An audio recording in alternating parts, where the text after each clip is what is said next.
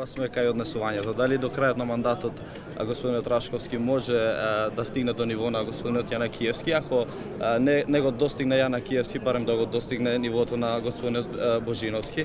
И второто прашање ми е за ромите. Курто Дудуш ги тепа во шутка, вашиот генерален секретар ги навредува, дали на следните избори планирате да го употребите методот на Јанкуловска, уши по уши на гласање? Јас мислам дека како и да ги концепирате прашањата, колку и да сакате Не е до изгледат- прашањето, господин Нема Лозаев. проблем, јас давам одговорот директно, така да коментирам отворено.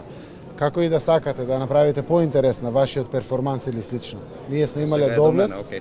ние сме имале доблес да се извиниме, да го осудиме тоа. Има отворено кривична постапка, пријавено и процесуирано од Министерството за внатрешни работи за градоначалник од редовите на Социјалдемократскиот сојуз. И апсолутно око не ни трепнува дали е тоа функционер од СДСМ или од било која друга политичка партија.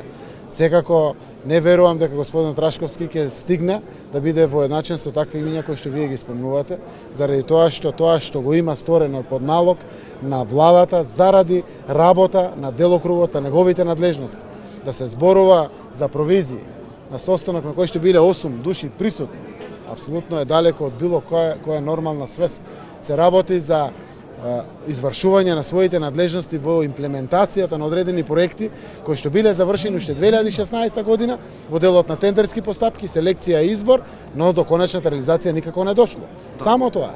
Но имавте одлука, вие на 68-та или 63-та седница, не ми текнува, за ретендерирање и имавте одлука за да престане процедурата за набавка на системот. А во разговорот се слуша господинот Рашковски, као му вели на бордот на директори, ќе средам ја, ќе запишам дека таа одлука не постои. Не, Дали е тоа во се домен на биле неговите? сите алтернативи кои што сме ги изнаоѓале да го убрзаме процесот кон негово решавање.